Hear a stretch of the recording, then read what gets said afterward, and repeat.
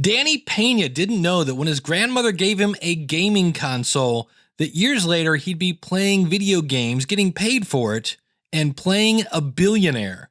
Wait till you hear this story on episode number 506 of the School of Podcasting. Hit it, ladies! The School of Podcasting with Dave Jackson.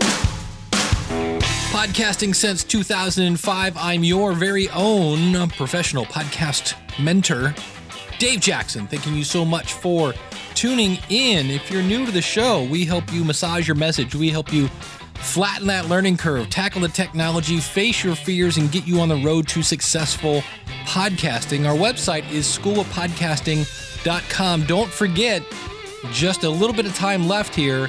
The doors close. If you want to join the School of Podcasting, doors close April 1st. So go over to sooooooo.com, use the coupon code LISTENER, and sign up today. And wow, a couple things before we get to Danny Peña. I want to let you know that if you're thinking of going to Podcast Movement, I will be there. I'll be holding a Q&A session there, and you can save $40 off by using the coupon code SOP40 when you go to podcastmovement.com. This is the conference for podcasters. It's the big one. In fact, the very first time you'll hear today that I really got to know Danny Peña was at Podcast Movement. And it's a long conversation today, but let me tell you, here's what you're going to learn today. First things first, free doesn't last. Yeah, building your things on things that are free, not a good idea. That the party of the year that Danny planned, yeah, take a little time. You're going to find out that it helps to know more about your audience than just their age and their sex. Because in this case, Danny found somebody who shared his audience demographic and brought them in. In this case, it was musicians. You're going to learn that Danny is always, always, always straight with his audience, and that trust is everything. It takes a long time to earn it, and it's very, very powerful, and it can be lost with a single bad decision. You're going to learn that Danny always brings his audience along as part of the journey, and that it took him a little while to get on, you ready for this? CBS Radio.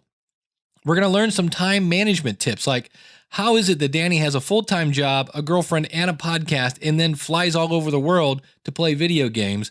And the other thing that I learned as I listened to this earlier, Danny, and you'll hear him say this, I'm just me. And the thing I loved about it is because towards the end of this conversation, you're going to hear Danny go, you know what? That's a good question. And here's the thing I loved about it. Danny was saying that because he thought it was a good question, where I've had other people on my show, I'll go, so tell me, why did you write the book? And they go, yeah, that's a good question. No, it's not. No, it's not. It's a normal question. So Danny is always real. And I love that when I heard that. I was like, there's a guy that's not stroking my ego. He really had to think about that a second. So without further ado, let's get to Hall of Fame podcaster Danny Peña from Gamertag Radio. Everything we talk about today, including some of the clips and things that he mentions, we will have out at schoolofpodcasting.com/506. Well, joining me, we're kicking the tires on Zencastr tonight. Hall of Fame podcaster, and a little background on this. Here's the cool thing. When Danny was inducted into the Hall of Fame and they're naming the names, it's like Adam Curry. And I'm like, oh, cool. Todd Cochran, cool. Leo Laporte, cool. Danny Peña. I was like, who? And so I go to Podcast Movement, and it just so happened that we're at the bar. Everybody was at the bar just hanging out. And I get next to Danny, and the more I talk to him, the more I'm like, oh, this guy is so cool. Your story is so awesome. And we both have said, man, I wish we had recording going on that night because it was a really good conversation. But yes, Hall of Fame podcaster, gamertagradio.com. Danny, thanks for coming on the show, buddy. Thanks, Dave. I'm a huge fan of your show. I listen to it every week. I'm very picky with podcasts. So yours is pretty up there on my list, man. So I appreciate that. Yeah. And I've seen you twice now, and this is something I've noticed. Where you see Danny Peña, you will see his audience. And that's kind of one of the themes that I've noticed when I've heard you talk now a couple times. And this is what I'm trying to stress to people is it's all about your audience. It's not about the tech, things like that. Because when you were at podcast, when you got inducted into the Hall of Fame at Podcast Movement, you know, right there in the front row, I think you had your fans with you. And last weekend or 2 weeks ago, whatever it was, podfest.us, there you were. And we go to a meetup and you invited your listeners in, and there they were. And it was like, so this is a guy that whenever he gets a chance is hanging with his listeners. And I think we can all kind of like take note of that. Yeah, definitely. Because to me, community is super important to me. They're the first ones that are going to be downloading the show. They're the ones that subscribe to your show. They're the ones that are basically your street team. They're the ones going to be spreading the word to everyone about your show too. So it's like, why not give thanks and just engage with them? Because I feel that a lot of podcasters nowadays, they just focus too much on the whole marketing and front page of iTunes. And I don't know. It's just like, to me, that's not the way for you to make your show even bigger, like taking it to the next level. To me, engaging with my audience and just doing little meetups here and there, because we travel a lot. So every time I go to a city, I'll mention on the show, I'm going to be, let's say, New York City. Let's meet up. Please contact me. A couple people will hit me up, and I'll tell them, let's meet up here. I get them, buy them drinks, food, everything. We just chat and we just talk about everything, especially about video games. And then I start asking them about the podcast, what are the things that they like, things they don't like. I feel that meeting people face to face is like the most powerful thing, man. People are never going to forget that experience, So I think that's super important to me. Well, that's it. And you're fanning the flames. Those people, when they leave the next day and they go to school or they're hanging out with their friends or whatever, they're like, man, you're not going to believe what I did last night. They're like, I was hanging out with Danny. I was with Danny, man. It's so cool, right? You're not gonna get that type of vibe through Twitter or Facebook. Like, it's cool engaging people through that, but man, face to face is like, it's something else, man. I love it. You can't beat it. Yeah. It was your grandmother that bought you your first gaming system? Yes, my grandmother bought me an Atari 2600 back in the 80s. That was the time that it was $50. So she got 3 consoles. It was for me and my cousins.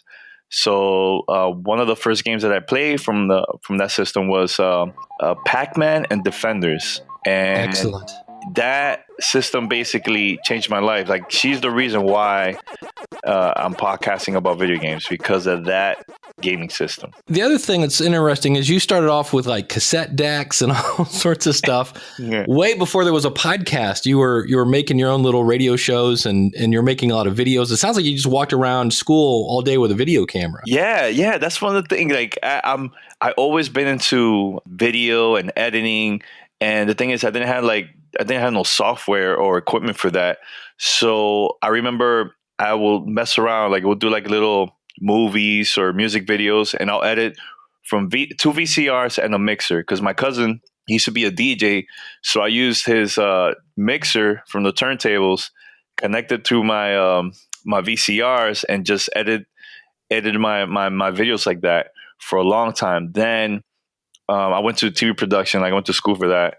And then when I was in New York, I wanted to start doing like a radio show, internet radio show. And my first show I recorded on a tape recorder.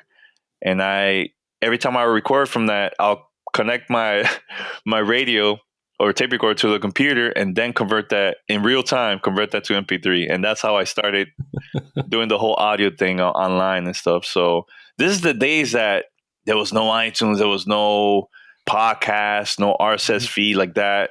And the only thing that was taken off at the time was mp3.com. Yes, mp3.com. For those that don't know, mp3.com at that time in 2000, 2001, this was a website for music artists. So every time a listener is streaming their music, mp3.com will pay them. So I was the first person that basically came up with an internet radio show on mp3.com.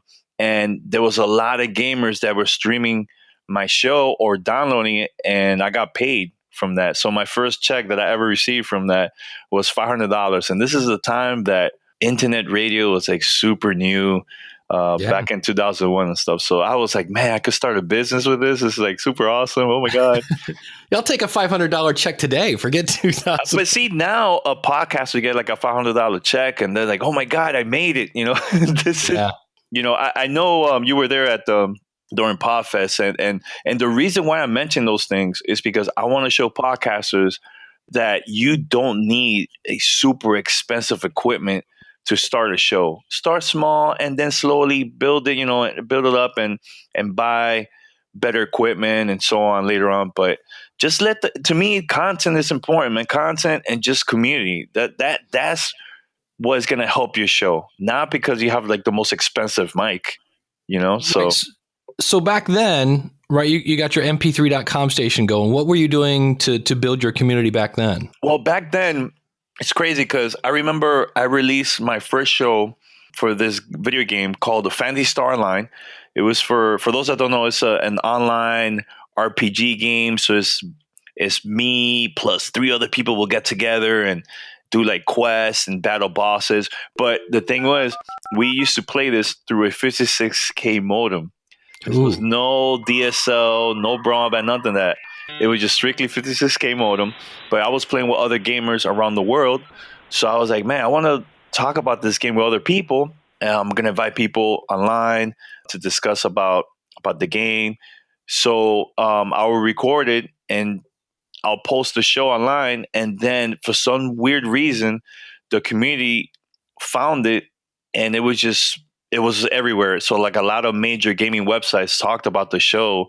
And I was just like amazed that it was going around like that, And this is a time that there was no social media.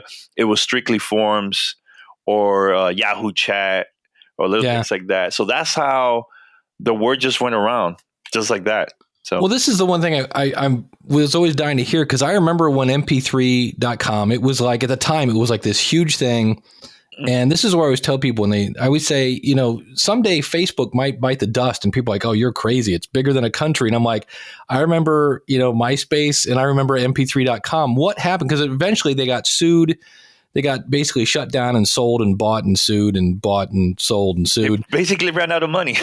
Yeah. So what happened at that point? Because did you have any kind of website that your fans were going to, or did they just go up and smoke with mp3.com? Honestly, I remember mp3.com sent us an email saying, oh, we're going to shut it down and everything. And I was like, man, I don't have the money to be paying for hosting. So how am I going to do this? So they shut it down, and me, like an idiot, I forgot to save a lot of the show episodes. I totally forgot to do that. So everything basically got erased. So that's why I always say, guys, those podcasters, free doesn't last. So I'd rather pay for hosting instead of some free hosting, So because you never know. Did you even have a chance to say, find me at gamertag. No, I had put it. I even created a angelfire.com page at that time too. That didn't work. And then I tried Live 365 at that time too. And I know there was like a certain amount of free minutes that you could upload your content. If you wanted more minutes, you had to pay. It was just like a hassle. And then I found this other website called Mcast. It's similar to mp3.com. And I had my content through there, but this one you had to pay. So I did it for a while. Then I took a long break because I was a promoter down in Miami, Florida for a music label. So I took a long break. And then in 2005, that's when I finally created Gamertag Radio. And I forgot how I found Libsyn. I can't remember exactly how I found it. But I started putting my content through there, all my episodes through Libsyn back in 2005. So you and me both. So you start your podcast, and the little bit of tidbit there that kind of snuck in there. You used to promote. You were a record promoter. So how did you take some of those skills and apply it to your podcast? Like I said, just meeting people. When I created a show, this is the time that podcasting wasn't that big. There was no podcast in iTunes yet, because when we launched back in February of 2005. I believe iTunes added podcasts around June or July of 2005. So what I was doing, I was promoting locally. So I'll create a flyer, and let's say like a big game comes out at midnight. I'll go to the stores locally and just meet up with other gamers and tell them about the show, record interviews. Like, why are you buying this game? And then I give them the flyer, and then I'll pass out a flyer, and I'll go all over the city of Miami passing out flyers. And that's how we spread the word. about this. See, and that's beautiful because all those people, we're all vain. We don't want to admit this, but we are. Mhm. You know, every single person, when you said, yeah, I'm interviewing you for this radio show, you know they went back to listen to it because they wanted to see if they made the air. And what happened, they will also mention that to their friends or family members, and it just goes around, around, around. And to me, that is the best way to spread the word about your show instead of this whole Twitter bombing and all that stuff. And here's the thing too, Dave, that I noticed too, there's a lot of podcasters. They have so many followers on Twitter and Facebook, but why is it that they're not getting a lot of downloads? Why are they putting so much energy on getting so many like high numbers, like followers on Twitter and Facebook? Why is that? But then when it comes to the podcast, 100 downloads. Yeah. Something is off there, you know? So yeah, I'm happy with what I have, you know, the amount of followers I have on Facebook and other social media websites. But to me, my focus is the podcast. That to me is important. Well, that and the other thing you have that they don't, I bet you have names of people. Mhm. Like you know, that's the difference. That was one of my little mantras a couple of years ago was names, not numbers. It's cool to have downloads, but when you know their names and you can say, you know, whatever, Julie has blonde hair and Rick has red hair or whatever, and you can describe them and you actually know them. It's like you said, that's, you know, if this was a business, that's your sales force. Exactly. And they're out there telling people about your show. Mm-hmm. And here's two things that happened to us back in 2005. Again, not focusing on iTunes at all. One of the things that happened to us was, okay, first we released the episode. This is like literally like within 24 hours. I get an email from the community manager at Xbox. She works at Microsoft at that time. And she wanted to interview us. I was like, sure, let's do it. So she interviewed us and she put us on Xbox.com. And she also put us, like when you turn on the video game console, you know, they show the dashboard. And once the dashboard loads up, you see a message, go to Xbox.com. I interview Gamertag Radio. So those gamers, they got to see that through their console or the website, right? Then a couple months later, there was a new console coming out from Xbox. I think they made a deal with MTV to reveal the new system on the network and stuff. And I found out a couple gamers that went to that event. It was recorded. So let's say the event they recorded on a Thursday, I interviewed them Friday morning on our show. They basically spilled the beans about everything what was going to happen, right? So I uploaded the show, the interview it was up for like maybe an hour. I get a call from Microsoft, please take it down. Please take it down. It was too late. It was already everywhere. Everybody was talking about it. All the major gaming media had the interview. They talked about it, everything right before they aired it on MTV. Nice. So, you know, little things like that, like it wasn't even planned. It was just something that, Right. You know, me as a fan, let me record this interview and see what happens after that, you know. But that's the thing. I think that if you have the right people listening to your show and you have the right content and it's something that is going to get people's attention, it's going to go around. When I did the presentation at Podfest, I didn't mention anything about iTunes until like almost the end because I asked everybody, how many times do you think we were featured on the front page of iTunes from 2005 all the way to 2014? 0 times. And we managed to be on CNN, Forbes, Wall Street Journal, MTV True Life. I was on Eminem's Sirius radio station. You know, like I show all that stuff without me depending so much on iTunes, man. You know, Right. and it was because 2 things: meeting the right people, networking, engage with the community, promoting in a different way that without this crazy spam that we see nowadays, and just release great content. And that's it. That's the most simplest thing, man. You know, and if I could do it, I feel that other podcasts could do the same thing, you know. And it doesn't matter what type of topic or genre, it doesn't matter, you know, as long as it's good. That's it, as long as it's good. Yep. Well, let's back up just a second. So this Microsoft person calls you. How did she hear about you? Somebody told her. Yeah. And this is the first time me talking to this person, you know, and she was basically the first person that contacted us from a major company. and she helped us a lot. And she was the one that dedicated the Hall of Fame award during podcast movement at the Academy of Podcasters. I mentioned her because recently, last year, she mentioned that she had breast cancer. Now she's cancer free. But I was holding that idea, like, man, I'm going to dedicate this to her for months. I didn't mention that to my crew, my co-hosts, my family, no one. And I mentioned that at the awards and stuff. So, I feel that as a podcaster, I feel that it's good to give back to the community, your listeners, your people that helped you throughout the years. Before I mentioned thanks to my family, I said thanks to my listeners, because I feel that they're the ones that have been there since day one, when I had crappy audio all the way to now. And so one of the ways you've been shaping your community are through these events that you started holding. Yes. And so talk a little bit about those. Yeah. Well, the first event, we got nominated for the Podcast Awards back in 2006. I got excited. I was like, oh, man, this is cool. We got nominated for the first time, Best Gaming Podcast. So I talked to my cousin. It's like, hey, is it okay for me to have a party at your office? And he was like, yeah, sure. Let's do it. Invite your people. So I was like, all right. I invited 50 people, some friends, and a lot from our listeners locally from Miami. And I told them, bring your own console, bring your TVs, bring your controllers. We're going to play and celebrate. So we did that. We had 50 people at the event. And then throughout the years, we had another party. So the first party, we had 50 people. Then the second party, we had a bigger venue, bigger everything, more tournaments. I had music performances with independent artists here from Miami. And we had then 500 people.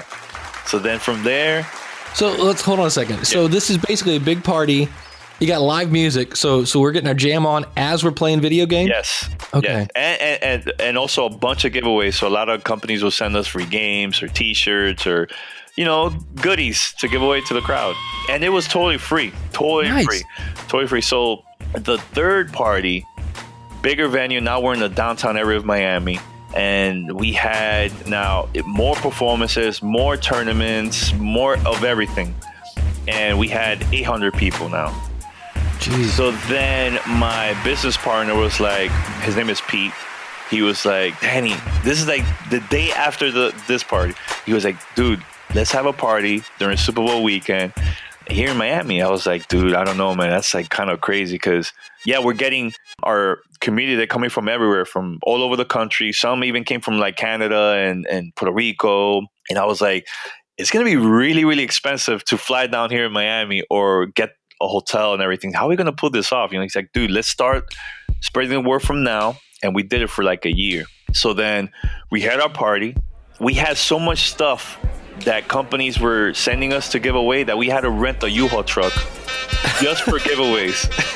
So I had community members that came down, and a lot of them, they were sharing rooms like that. And some of them, they were like, hey, we'd like to help you guys. So they went to my house and they were just helping me out with everything.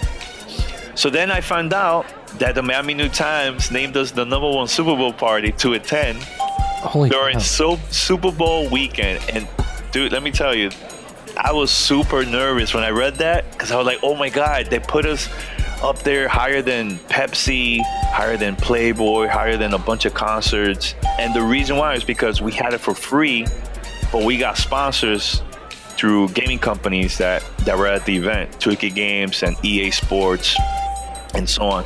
Then I find out that EA Sports talked about us on ESPN. They had like a Madden ball tournament. So like a bunch of football players will play Madden and so on. So it's like a huge tournament. They do this every single year during Super Bowl weekend. So they talked about us like, oh, Gamertag Radio, Community Vibes on ESPN, right? So then I found out Sony Picture wanted to record our event.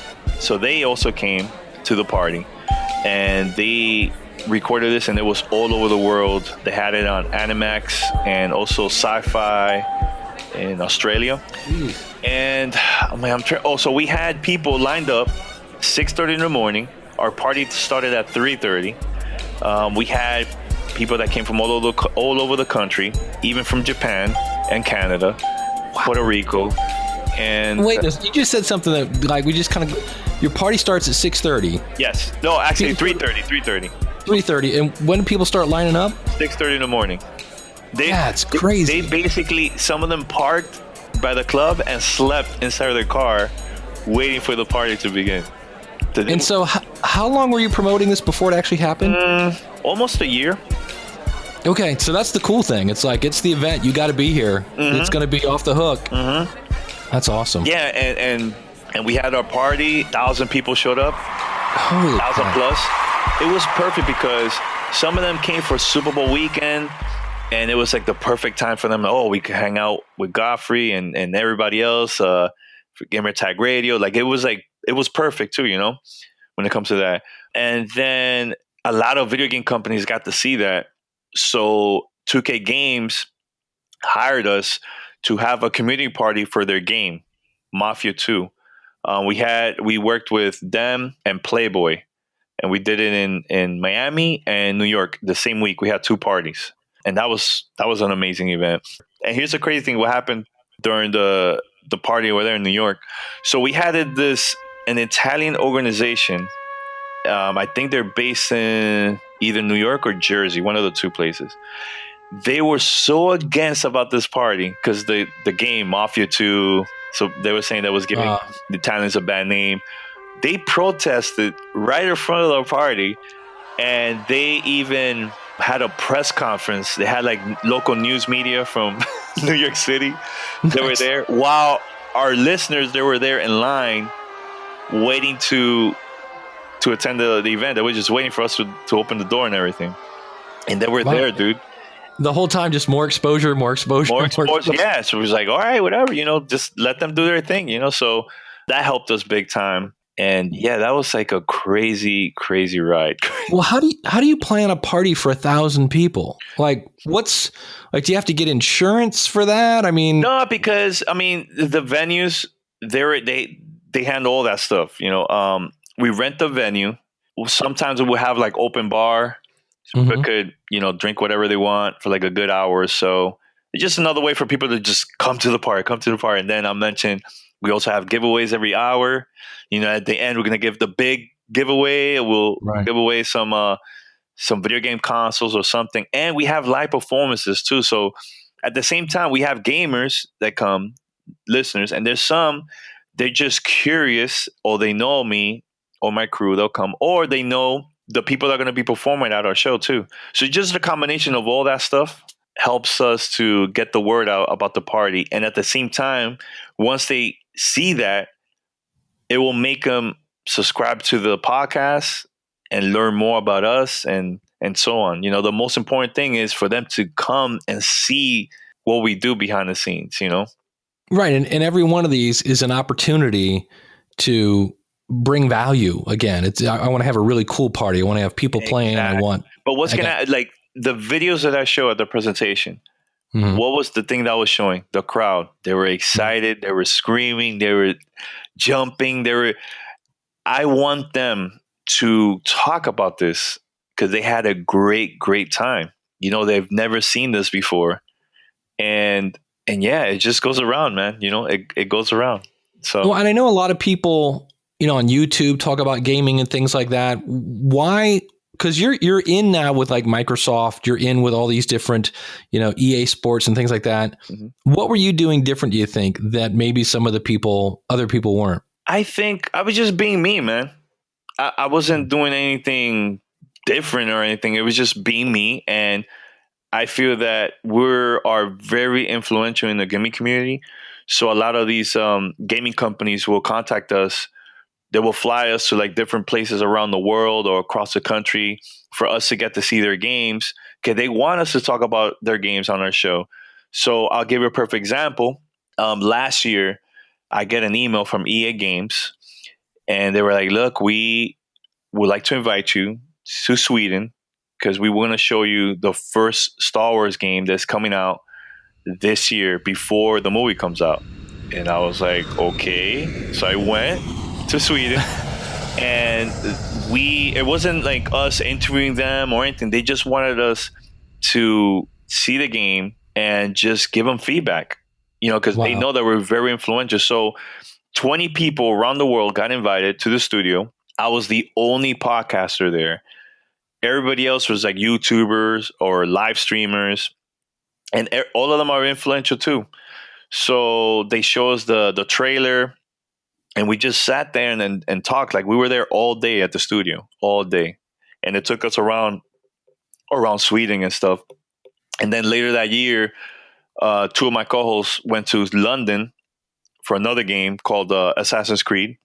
And same thing, so we travel a lot throughout the year, a lot. So yeah, and a trip to Sweden is not a bad thing. Yeah, that was my first time in Sweden ever, first time, and I loved it. It was awesome. And that was all they paid for the whole thing? They paid for the whole thing.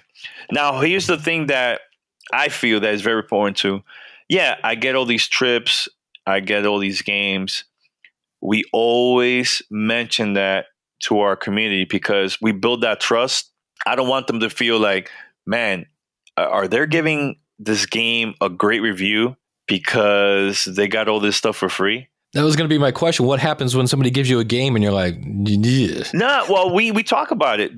Put it this way, there's people that we know in the gaming industry that tell us straight up, please tell us the good, the bad, because we want our product to be better. They don't like people that just says, yes, greatest game ever.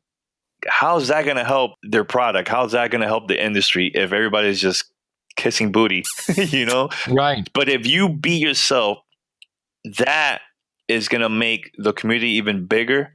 More people are going to discover you. More people are going to trust you. I give you a perfect example. What happened last year, my cousin, he's an Uber driver in New York, and he randomly picked up some young guy in downtown Manhattan, and he was driving around, and then this guy was his passenger was talking over the phone, and he had like a bunch of games and stuff, and he started saying, "Oh yeah, I bought this game. Gamer Tech Radio mentioned it. Yeah, Godfrey." And my cousin was like, "Wait, Godfrey who?" And the passenger was like, "Oh, Godfrey, Gamer Tech Radio, gaming." And my cousin was like, "Dude, we're related, man. That's my cousin." That's crazy. Small world, man. You never know who's listening to your show, man. You never know. But see, he trusts us, and he bought the game because he listens to our show. Yeah, that's it. And you can't, it takes years to build that trust. Mm-hmm. It takes one, all you got to do is lie one time and say, this is a great game when it's not, and it's over. Yeah. See, I have a YouTube channel and everything there, but we're very influential because of our voice.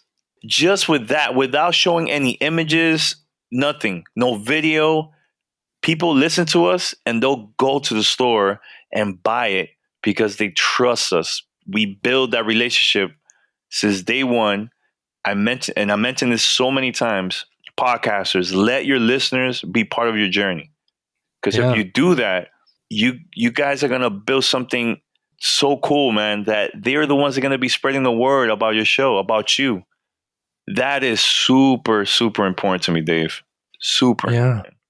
Like, obviously, it sounds like this is now your job at this point. Yeah, I mean, I do this part-time. Mm-hmm. I have a 9-to-5 job. I'm happy with my job.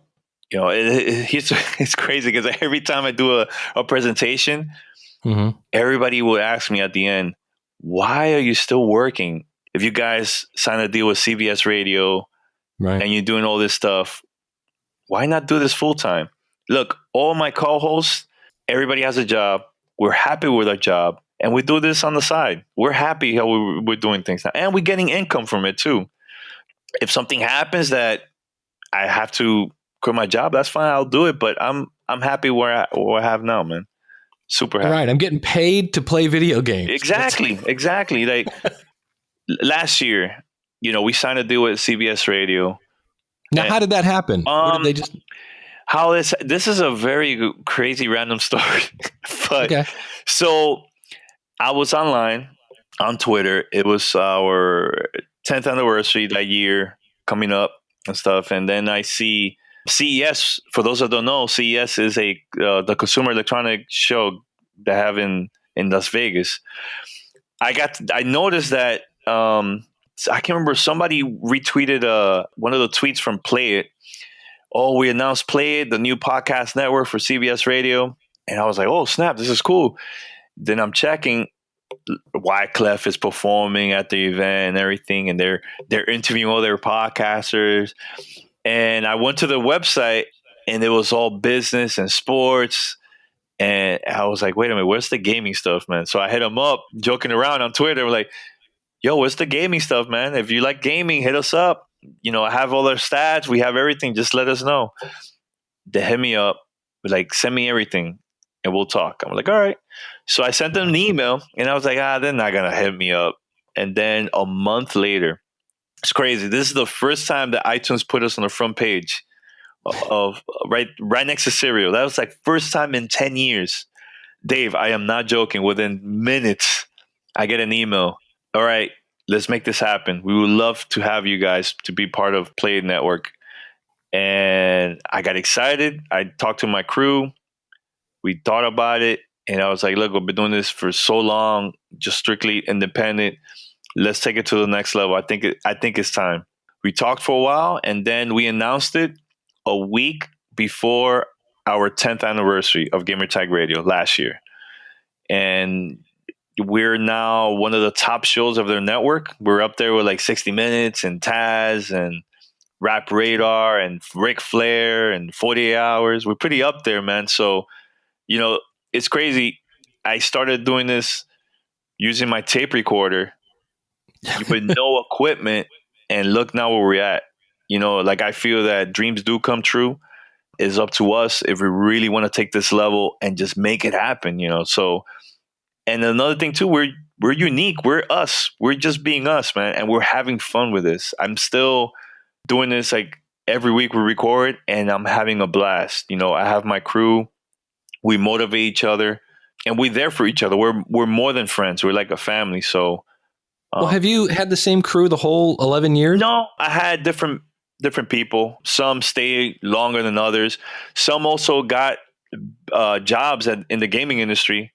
So it was like they had to leave the show because they just got a job within the gaming industry. So some, they started having kids and stuff. So that kind of like, it was like really, really hard for them to record or be babies, man. I'm telling you, they are the death of podcasters, man. They're so needy, and it's all about them. It's like, But see, Dave, that's one of the things that I noticed, that people will say that the biggest issue that they have is time. And look, I have a full-time job. I have this part-time on the side with Gamertag Radio. I have my own thing. I have a girlfriend too. Right. And I love to hang out with my family, but I have a schedule. That's the thing. Have a schedule. Once you have that schedule, it's going to help you out.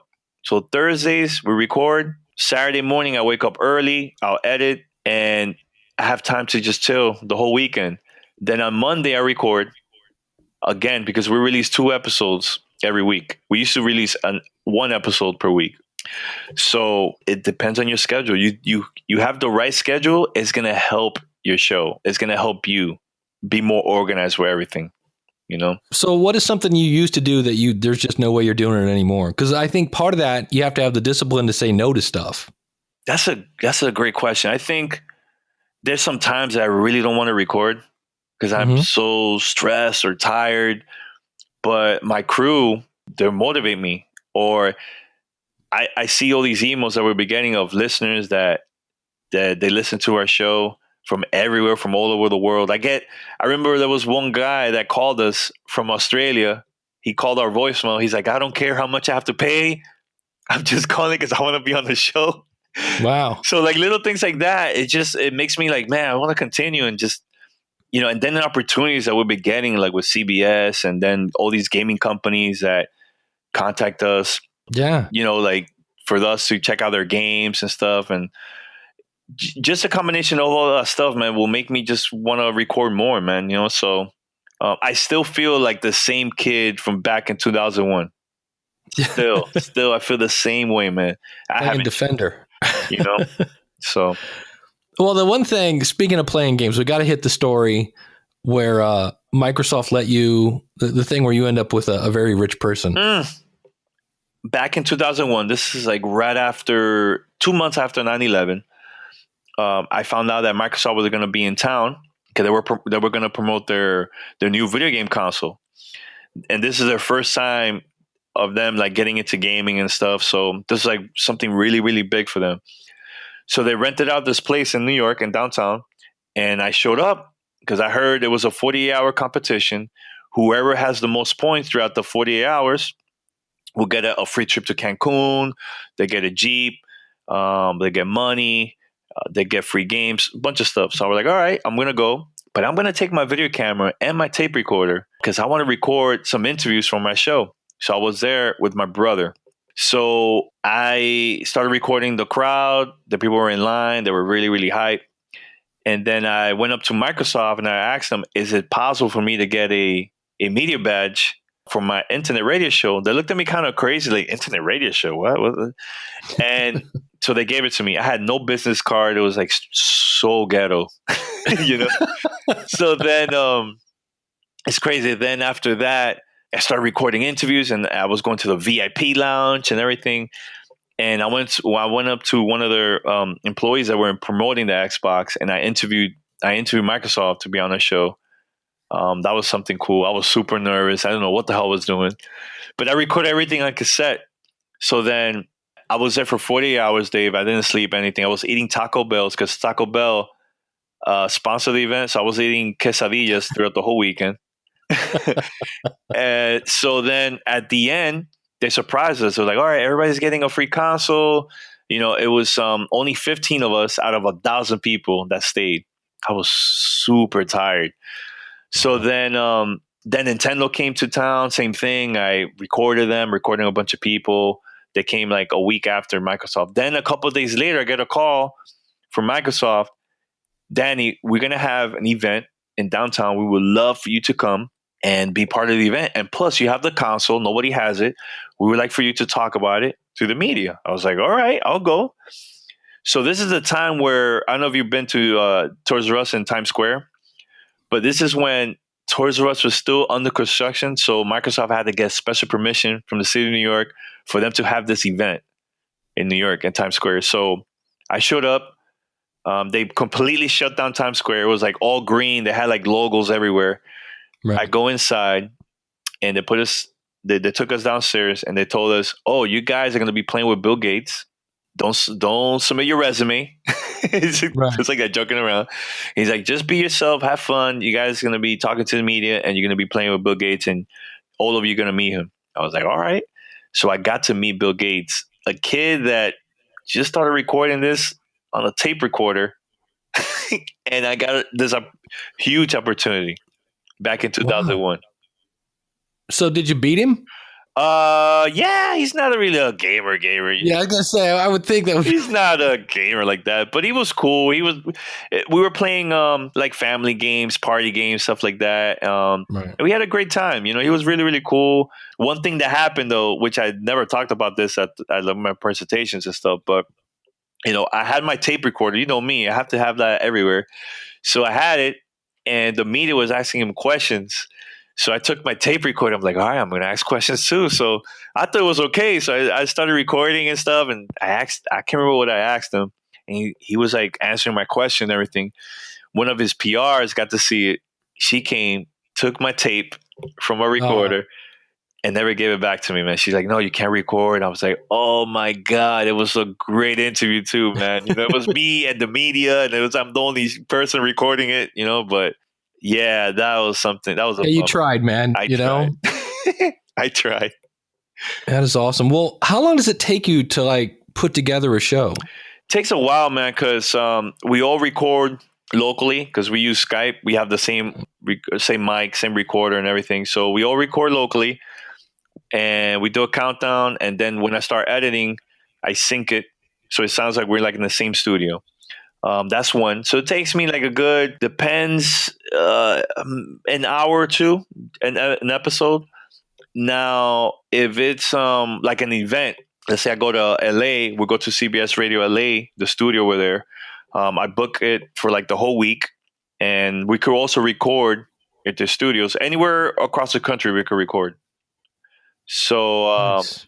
that's a lot easier because I really don't have to edit that much. But also CBS help us out too with the whole editing thing too, man. So if we don't have, I guess the other thing that I'm just there thinking, how cool is your job? That like, how often are you going, hey, I got to go to, Cancun this weekend to play video games, and then I'm going to Switzerland. Love it. They love it. Here's the thing, Dave. Like, they seen how I started and the opportunities I've been getting. They're okay with it. I travel. I've been traveling a lot. I take my vacation days just to travel for all these events. And also one day I get to work and I get a call. Danny, what's up? Hey, can you come up upstairs? I would like to ask you a couple questions. It was one of my friends, my coworker. I was like, all right. I go up. She told me to go to the conference room. I go inside the conference room. I thought it was only going to be her. There was 20 people there. I was like, what the hell's going on here? Right. So I go inside and they're like, oh, don't get nervous. Don't worry. Come. We'd like to ask you a couple questions. We're like, yeah, sure. So I sat down and they're like, hey, can you tell us a little bit about your podcast? I was like, yeah. I told them everything about our history, whatever. And they're like, do you speak Spanish? I go, yeah, I speak Spanish, but I feel comfortable speaking English, They were like, okay. And then they were like, do you have listeners like in Latin America? I said, yes. We have listeners everywhere from Brazil, Mexico, Dominican Republic, Puerto Rico, everywhere. So like, okay. All right. No, that's it. We just want to ask you a couple questions. We'll talk later. I was like, okay. So I left. I closed the door and I hear everybody clapping like, yes, this is awesome. And I was like, what in the world was that, man? What was that? So then I hit up my friend that called me. I was like, what was that about? That was very strange. He was like, well, Danny, we would like for you to have your own show for Discovery, for Discovery Channel. But it's the same thing you're doing now with Gamertag Radio, but it's going to be about you recommending games to our audience. And it's going to be on the website of Discovery Channel, Latin America, and also Brazil. Don't worry. We'll translate it. We'll put subtitles and everything in Spanish and also Portuguese. I was like, what? So I had my own show on Discovery Channel on their website and stuff. I did it for like a year. So I was doing that. I was doing Gamertag Radio and I was doing my full-time job at the same time. Dude. Crazy. So yeah, I did that for a year and that was a crazy experience. And we also did like a TV promo. So they aired it all over Discovery everywhere, like Latin America and stuff. So, but see, you never know who's listening. You never know what could happen. And it's not planned. It just happened. And it's because I think it's just the energy, man. Having the right people in your team, positive people, forget about that nonsense, negative crap going on. If you work hard, opportunities are going to come. You can't force it. Just let it happen. Well, and the other thing is, anytime you had an opportunity, you jumped on it. You had the tape recorder right there and you jumped on it. Yeah, you were ready to go. Exactly. And it wasn't like, well, I would go to this, but I don't have this and I need the right mic. And it's like, nope, here we go. Yep. This will be good enough. Let's go. Put it this way, Dave. I had a video camera with me almost every day back in the 90s with me. Now, at that time, people were looking at me crazy. Like, why you have a video camera? You're like, why are you recording it? But now everybody's doing that with their smartphones now. So like you never know what type of content you will get if you have your recorder with you, man. You never know what could happen, man. Well, the other thing I wanted to ask you about, because I asked my Facebook group, I'm like, what would you guys ask them about? They're like, we need to know about the crew.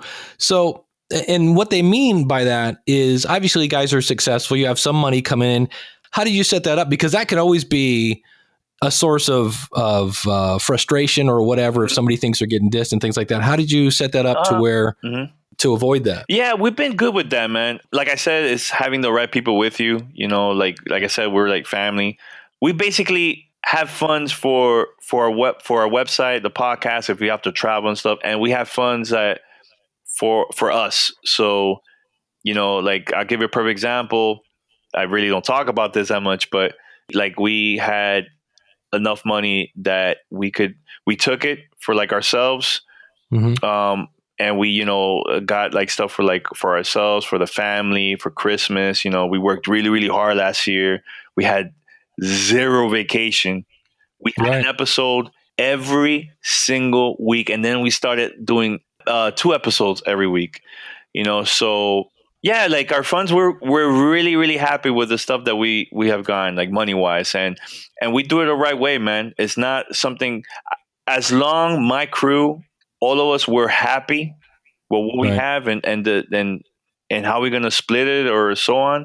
That's it. That's all that matters, And it sounds like the transparency there is a big key too. Because if everybody doesn't know what's going on, then it's like, well, I think so and so is getting a bigger cut. It sounds like you put it out on the open and you just said, here's what's going to happen, and everybody approves what's going on. And see, and we've been good with that, man. Like last year I had a very old MacBook, and my thing was I want to invest on a pretty good laptop now. So I bought a brand new MacBook Pro, super fast. Like, I see that as an investment, and I feel like we're going to grow even more, throughout this year and so on. So, and they did the same thing. We bought, audio equipment. Like, I feel that we should invest that money to make the podcast even better. And then the rest will take it for us. I feel that if you don't do that, imagine me still recording with a tape recorder in 2016, So it's like, you have to invest slowly, man. It took some time for me. Like, that's the thing that I feel that we should do is have patience, man. I feel that the people, they want to see results right away. And that's why a lot of podcasters quit, because they don't see results. They feel like, man, my downloads number is not growing. You know what? Get out of your house and go to events and meet people. Stop staying home and record. Like, that's not enough. You got to do more than that. Engage, man. Engage. Well, that's the thing I love about your stories. I always tell people, how do you grow your audience? Well, number 1, figure out who they are. Number 2, go to where they are. Number 3, make friends with them. And then number 4, tell them about your podcast. And that's what you've done basically from step 1. That's what you've done. You knew who your audience was, and you're meeting them face to face. You build that connection, and then you're like, oh, by the way, here's a flyer. Yeah. And see, I put all my energy on that. I didn't put all my energy on, man, I want to get 60,000 followers on Twitter, or I want to be a new noteworthy within the 8 weeks. Like, where the hell are these things coming from, man? I've done zero of that. Zero. Well, you use social media, I'm assuming. Yeah, of course. Right? I mean, I'm not old school. Like, I forget about social media. No, I have social media, and I try my best to engage with people there, or email or voicemails. But you're just smart enough to know that the most effective way is, when you can tell the eye color of your audience, you're doing something right. Yeah. It's like, you never know who's listening, man. You never know. I get emails from different video game companies in the gaming industry that they listen to our show. They love our content. There's some that kids been hitting me up that they do presentations about us in high schools and colleges. Little things like that. Like, you never know who's listening. That's the thing. It's not planned. And the thing is, I feel that our voices is so powerful, man. We could change so many people's lives, man. It doesn't matter what type of content it is. The important thing is you have to find your community. Forget about this whole marketing nonsense that's going on nowadays. Like, oh, you got to do this and that to get certain amount of downloads. Nah. Let it happen. Just let it happen. Yeah. Eventually, people are going to spread the word about you, That's it. I saw a thing today where a guy put a post in a Facebook group that said, let's get a promo swap going on. Here's my show. And go over, rate and review my show, and let me know when you did it. And I'll go, put a link to your show and I'll rate and review it. That to me is killing the space by doing stupid nonsense like that. Like, oh, you review me, I review you. That's, to me, is fake. You're not my weekly listener. You're just going to post a review because I'm posting a review for your website, for your podcast. Like, how's that helping the space? I don't care if you're mainstream podcasts or independent. We're all in this together. With Serial last year, that helped all of us too, man. A lot of people say, oh, that's corporate nonsense. And it's like, nah, man. Like, yeah, they do their thing. That's cool. They're maybe not involved with the podcast community. That's fine. But you know what? By them doing that, it's going to open the doors, and other people are going to discover podcasts, and they're going to find you, Dave. They're going to find me. They're going to find, I feel that when the doors open for someone, that is going to help all of us. We're in this together, man. But we have to do this the right way, man. That whole exchanging reviews and Twitter bombing and saying to people, oh, you need to be a worthy within 8 weeks. And where are people getting all this nonsense from, man? Like, I've never done none of that stuff, and we've been successful. Look at Glenn the Geek. He's doing his thing. And he doesn't even care about that stuff, the whole new worthy. And he has more sponsors he has more sponsors than us. Yeah. So I feel that little things like that is killing the space. And, I'm happy that I got inducted to the Hall of Fame, Podcast Hall of Fame. And I feel that I want this space to grow even more. I'm going to let my opinions out there, even if I'm going to piss off a lot of podcasters, because I feel that they're doing this the wrong way, man. And it's frustrating, man. A lot of them are probably even taking advantage of the new guys that don't know anything about podcasts. That's why I would tell people, man, listen to Dave Jackson, listen to a podcast roundtable or the feed, or there's a lot of people that are doing this the right way, man. And those are the ones that we have to spread the word about, because they're the ones that are basically taking the space to the next level, man. Well, I appreciate that, man. And if you, that's why I wanted to have you on to share your story, man, because you went from 50 people that first party to 1,000 to, all over the CBS, Discovery, and it's just all about your community and promotion. That's it. Yep. Your community helps you make great content, and then it's not enough just to have great content. You're out there promoting it, and you're building your sales staff by tying into your community. So if you want to check out Danny, he is over at gamertagradio.com. Anything coming up that we should know about over at Gamertag? Well, June is a big month for us because we're going to LA for E3. We've been going there now for 11 years. It's a video game conference where companies promote their products that's coming out during the holidays or next year. So we're going to be there. We've been talking with CBS Radio. We're planning this for a very, very long time, since last year. So I'm really, really excited for that. And I'm taking the whole crew, everybody. We're all going to go over there. Nice. So make sure to tune in. If you're a gamer, check it out. And I'm excited, man. I'm excited. And also you could go to play.it/gamertag. You can find us over there too. And we're everywhere. If you have Spotify, iTunes, Stitcher, TuneIn Radio, we're everywhere. So awesome. Yeah. Well, thank you, my friend. I really do appreciate you taking your time out of your day. And it's a great story. Thanks for inviting me. I'm a huge fan, Dave. Huge fan. All right, there you go. What a guy. Check him out, gamertagradio.com. Everything we talked about today, you can find at schoolofpodcasting.com/506. I think out of all those, I love the fact that he had to know what his audience's favorite music was. He went and got those musicians, brought them in, and that brought more of an audience to then feed his podcast. I love the fact he was handing out flyers. I love the fact that he goes. He's not waiting for his audience to come to him. He's going to them. Love it. So thank you so much, Danny. Awesome, awesome guy. Looking forward to seeing him at Podcast Movement. Don't forget, use the coupon code SOP40 to save on that. Also, what's coming up in the next couple of weeks? Well, I've got to tell you, talk about listening to your audience. I've had so many people ask me, Dave, what do you think of Jim Edwards' podcast Interview Wizard? And I got to tell you, I'm going to go buy it. Thanks to everyone who's, especially thanks to Max Flight from airplanegeeks.com. I want to thank Joe Hicks, bunch of people. Thanks to SP from the Gunna Geek Network and from betterpodcasting.com. A lot of people had sent in some really cool gifts and or just flat out huge donations to kind of get me over the hump here as I was in transitions from one job to the next. So thanks to all those folks. And I'm going to go buy this thing, podcastinterviewwizard.com. Now, if you want, they have set me up with an affiliate program. So here again, being completely honest with your audience, podcastinterviewwizard.com/SOP. But everybody's like, what do you think of this? I'm like, well, initial reaction is this looks pretty cool.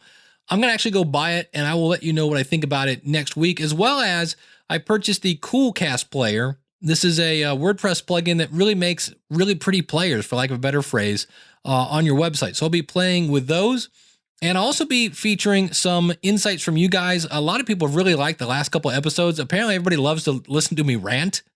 So I was worried that was going to be boring. Everybody's like, no, that was awesome. What are you talking about? And anything else that you would like to talk about, go out to sooooooo and use the contact button. Any way you want to contact me there, you can see it there. So thanks so much for tuning in. Don't forget, School of Podcasting closes again very soon. If you want to join, now's the time to get in. Schoolofpodcasting.com/start. Use the coupon code LISTENER and save when you sign up. So until next week, class is dismissed. Thanks for listening. Take care and God bless.